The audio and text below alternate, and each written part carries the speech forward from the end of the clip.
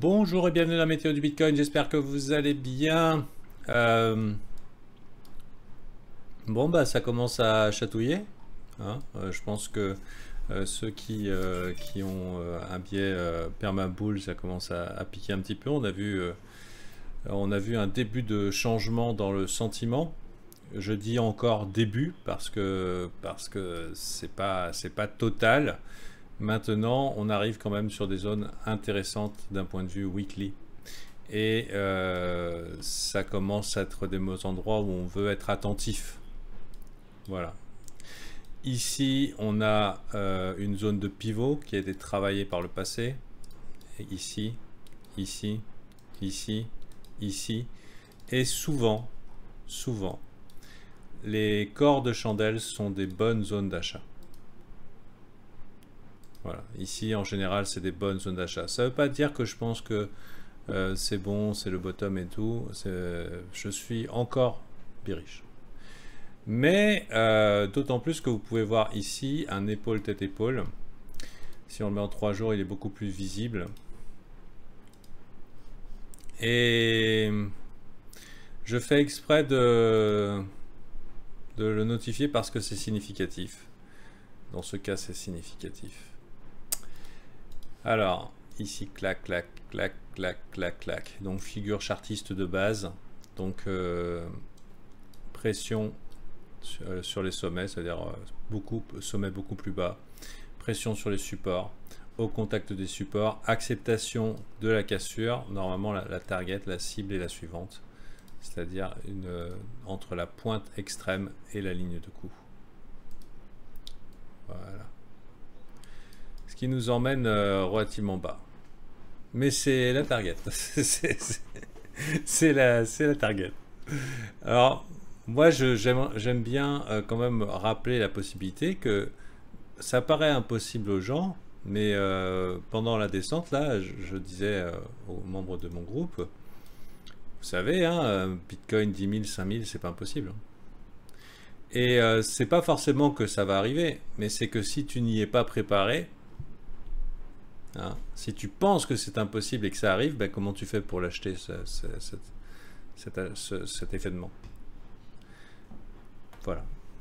Bon, pour l'instant on n'en est pas là. On a clairement bien nettoyé depuis les sommets. On est dans des zones d'achat relativement intéressantes. Les marchés ne vont pas à sens unique. Comme vous pouvez constater, hein, par exemple sur la durée d'un swing, ici ça a fait quoi, 18 bars, donc 18 fois 3 jours, enfin on va se mettre en jours, ce sera plus facile. Sur la durée d'un swing, quasi unidirectionnel pendant quoi, 47 jours, et là ça fait combien de temps qu'on chute, pendant que les gens n'y croyaient pas trop, on est déjà à 59 jours. Bon, à un moment on aura peut-être l'occasion d'un petit rebond. Peut-être. Mais voilà, personnellement, je suis pas très enthousiaste par ce que je vois, sinon qu'à l'évidence, on est sur des zones de support. De la résolution de ce range-là, on est clairement dans le cadre d'une acceptation en bas du range. Dans le meilleur des cas, si vous avez du fion, hein, je parle pour ceux qui ont leur longue, il y aura un retest ici. Ça veut dire un retest ici, tag de Wyckoff, tag de la structure, tag du M. Ça veut dire que tous ceux qui ont long et qui n'ont pas pris leur perdant, comme la plupart du temps en dérivatif, les gens ne prennent pas leur stop. C'est difficile, c'est pas un réflexe de... Même des traders avertis ont du mal avec ça, à accepter de prendre leur perdant. Donc petite remontada ici, et bien sûr ici maintenant ça fait office de résistance. C'est pas ça. C'est pas ça non plus. Voilà. Maintenant, cette zone-là, ça devient une résistance. Notamment au niveau du point de contrôle. High volume node. Donc, c'est pas bullish. C'est pas bullish. Aussi, il y a clairement des gens qui ont switché. Donc, c'est déjà un bon début pour se dire on est peut-être pas loin de la fin. En tout cas, de la fin d'un bottom temporaire. Mais pas tout le monde, en fait. Pas tout le monde, et il y a encore des gens qui sont en train de faire qui voient pas que c'est vraiment une structure baissière, que c'est vraiment une tendance baissière. C'est pas de la panique, ça. C'est des ventes organiques. C'est des gens qui se barrent. Et c'est pas des petits joueurs. Alors, allons voir un petit peu. Je voulais aller voir les alertes Glassnode, voir comment ça se passe au niveau des wallets. Pullback avant la grande chute. Si tu l'attends, il sera peut-être pas servi.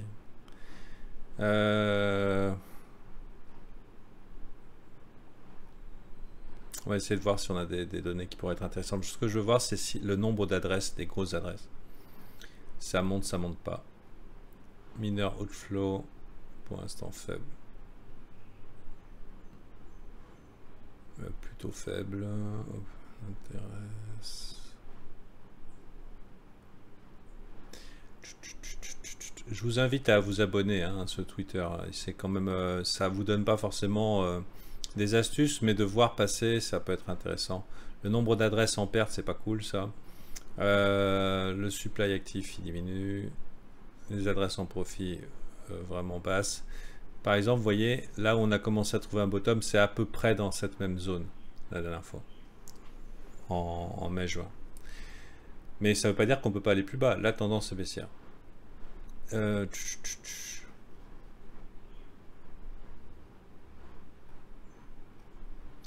supply supérieur à 10 ans, qui est quand même vachement élevé. C'est-à-dire que les holders long terme, hein, les strong hand. Mais bon, ce que je veux voir, c'est les adresses.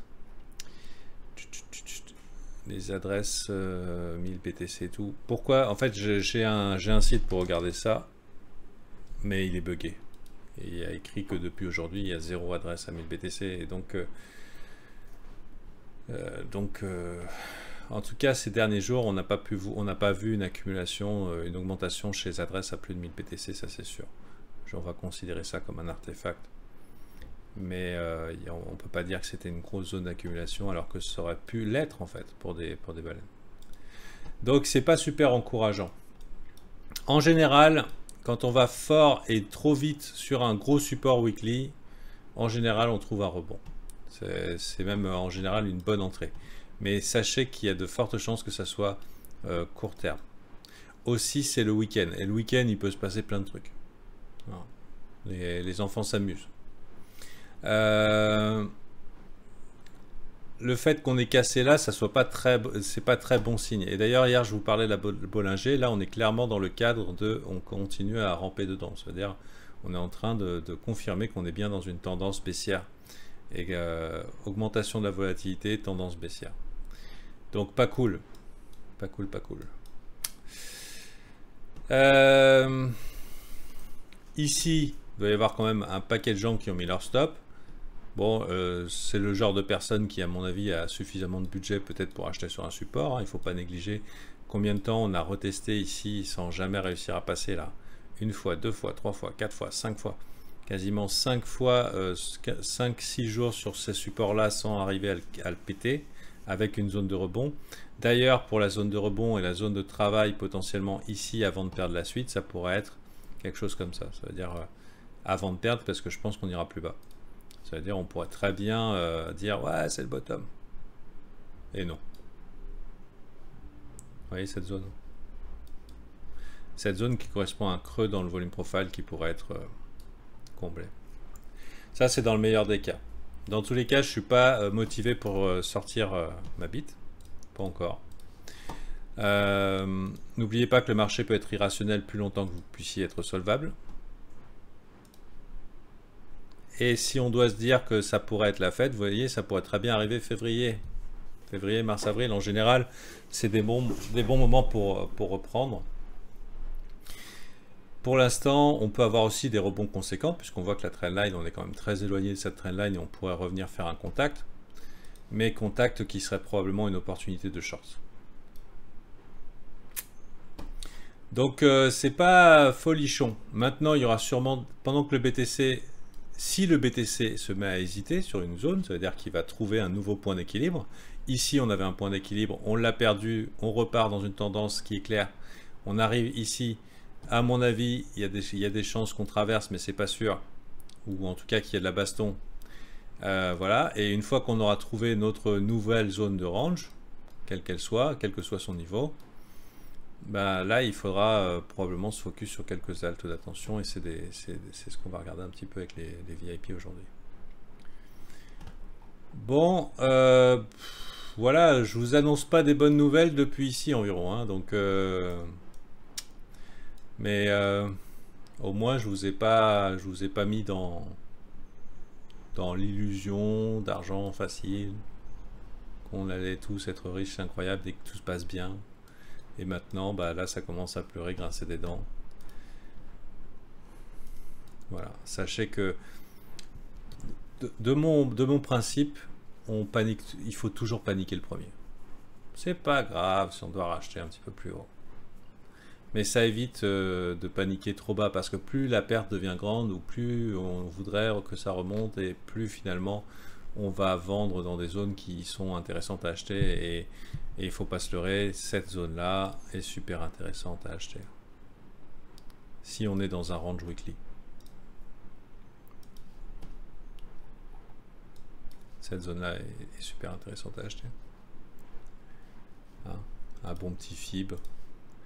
Ne serait-ce que pour un petit play, un petit move haussier de 30%, on arrive dans la zone d'achat. Et il suffit du coup de la pichenette, de la mèche qui tue, qui fait peur, etc. Et puis d'un coup, on se retrouve à paniquer au bottom parce qu'on n'a pas osé prendre nos perdants avant. Donc voilà. C'est une bonne location. C'est un bon emplacement. Mais ça suffit pas pour y aller grosse couille parce qu'on a clairement des signes d'une tendance forte. Sans signe encore d'accélération. C'est-à-dire, moi, je suis déjà très étonné que ce matin, on commence par du rouge. À la fin de la journée, ça peut changer. Hein. Fin de journée, on peut arriver ici. Mais je suis très étonné qu'on commence la journée par du rouge, voire même qu'on n'ait pas ravalé hier. Je suis très étonné qu'on n'ait pas ravalé hier. Si on avait ravalé hier, j'aurais pris le trade. D'ailleurs, si on retourne dans les 47 000, je pense que 47 000 et qu'on accepte, on est bon pour une petite remontada. Mais j'ai pas l'impression que ce soit ce qui nous sera servi. J'ai l'impression qu'il faut faire plus mal. Voilà, voilà. On est en extrême fer.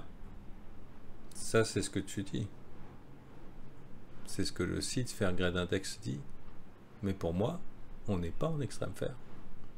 Pour moi, à l'évidence, on est en extrême déni. Là, ça commence à switch. Mais on est en extrême fer depuis ici, je vous signale. Mais en réalité, on est en extrême déni. Je ne vois que des gens qui donnent des idées de longue. Je ne vois que des influenceurs qui expliquent là où il faut acheter. Extrême déni, ça veut dire que la peur n'est pas réelle. De plus, à la moindre bougie verte, les gens sont all-in. En réalité, la grid est extrême. C'est-à-dire ils sont là pour gagner beaucoup. Alors oui, ils sont en train de perdre. Et ils n'ont jamais autant perdu que depuis un mois. D'accord ? Je vous rappelle que vos influenceurs préférés ici vous annonçaient la merde de toutes les pumps ici. Bon, moi ici, hein, j'y ai cru aussi. Hein, je croyais qu'on allait partir. Je croyais qu'on allait faire un BTC à 300 000 ici. Mais à partir du moment où j'ai vu la bougie rouge, qu'on avait coincé tout, on aurait pu coincer tous les bears de l'infini dans un rallye qui aurait pu coiffer tout le monde sur le poteau, et d'un coup, non.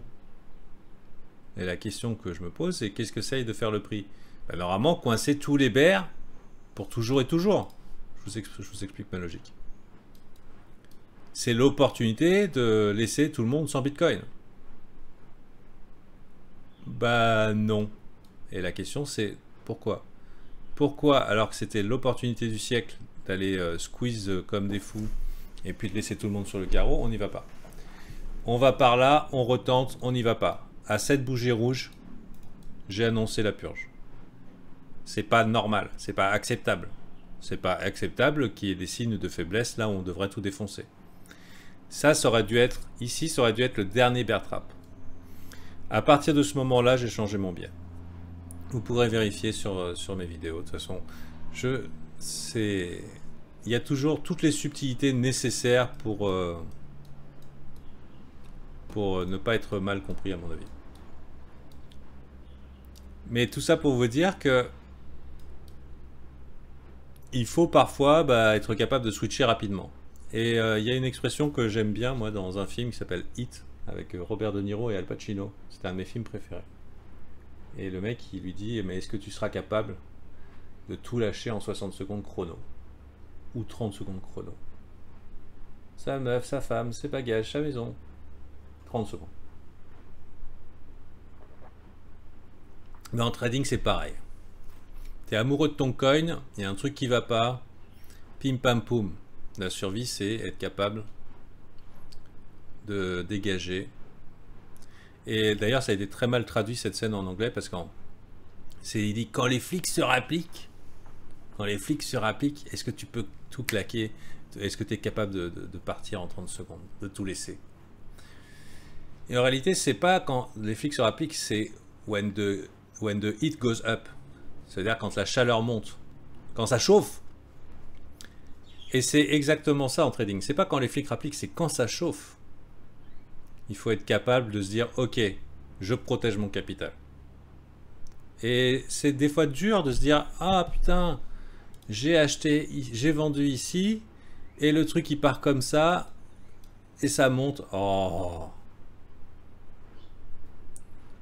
je suis nul. On a tendance un peu à s'autoflageller. Ben non. Non, potentiellement, tu survis à ça. Et si tu les pars pas en 50 secondes ou en 30 secondes, et ben que tu pars pas en un jour et que là du coup l'espoir vient, et ben ça devient l'enfer sur terre, quoi. Parce que finalement tu aurais bien voulu prendre tes 1000 balles de perte ici, tes 10 000 balles de perte ici, tes 15 000 balles de perte ici, et ça je parle pour des petits comptes. Donc le marché, si on gagne, c'est bien. Mais faites en sorte de couper vos pertes rapidement. Et si un truc est boule, puisque ce qui compte, c'est pas le fait d'avoir deviné, ce qui compte, c'est de voir son compte qui grossit, et bah là, on y revient. Bah ok, c'est boule, j'ai vendu là, je rachète là, ok, j'ai un peu moins de bitcoin, mais au moins la direction et la croissance de mon compte, elle est claire, c'est à la hausse. À partir du moment où on commence à faire des plus bas sommets, plus bas creux, plus bas sommet, plus bas creux, plus bas sommet, plus bas creux. Et ici, on vient de faire un nouveau plus bas creux. Et là, on est en train de chatouiller celui-là, c'est-à-dire on sera un potentiel plus bas creux en weekly. Et ben bientôt, ce qui n'a pas voulu être vu par une grande majorité des gens va sauter aux yeux.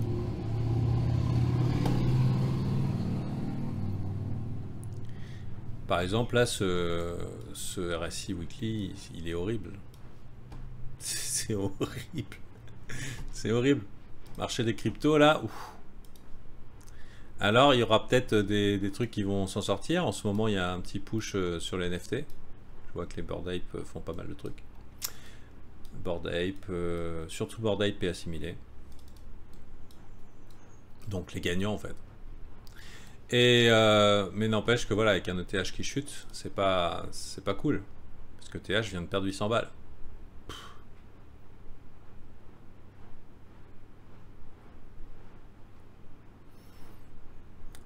Les VIP pourront témoigner s'ils ont la gentillesse de le faire, mais je leur ai dit que j'étais pas du tout intéressé ici. Hein. Quand tout le monde annonçait Ethereum, super, machin et tout, c'est boule et tout, j'ai dit non, j'y touche pas. Ça me paraît pas bien, ça me paraît pas clair. Vrai, oui, non. Merci. Bon, vous savez, je me plante tous les jours. Je me vante un peu là, je vends mon service. Je vends mon service, ça veut dire que j'essaie de démontrer une forme de compétence. Il y a tellement de gens sur Internet. Mais je me plante tous les jours.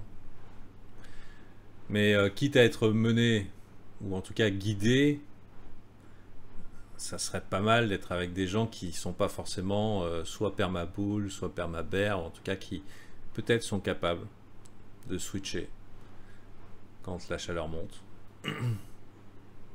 Voilà. C'était un peu solennel comme manière de dire. Peut-être parce que je suis un peu fatigué, j'en sais rien. En attendant, je vous donne rendez-vous lundi en vous souhaitant une petite pub de week-end. Ah oui, dernière considération. c'est que pour l'instant, tout va bien. Parce que Mister Nasdaq n'a pas perdu ses lots. Vous voyez ici ce M-top là? Mister Nasdaq n'a pas perdu ses lots. Et il suffit que Mister Nasdaq nous fasse une petite surprise, motherfucker. Hein, ici. Donc vous voyez, j'ai mon alerte, hein, je l'attends. Une acceptation dans les lots ici du Nasdaq, ça serait la confirmation que la merde heurte le ventilo et il y aura probablement un impact sur les cryptos. Donc c'est, oui, effectivement, des bonnes zones d'achat sur des supports et tout, mais ça peut être un motif pour le perdre, ce support. Et ça peut arriver dès ce soir. La meilleure chose qui puisse vous arriver si vous êtes bullish et que vous cherchez des portes de sortie, après vous tradez bien ce que vous voulez selon vos opinions, c'est qu'on ne perde pas les lots d'ici ce soir, vendredi, clôture des marchés. Comme ça, sur un malentendu, Mister Bitcoin peut faire son foufou pendant le week-end et peut-être, pourquoi pas, un petit rebond de 10% qui fait du bien. Voilà, votre petite halte qui, dans l'optimisme, c'est le bottom, fait un 20%, enfin des trucs comme ça, quoi. Pendant le week-end. Mais ça, c'est si Nasdaq ne va pas péter ce soir. Si Nasdaq pète pas ce soir, mais qu'il pète lundi, ça voudrait dire que, entre guillemets, ce week-end, c'est les derniers jours de danse.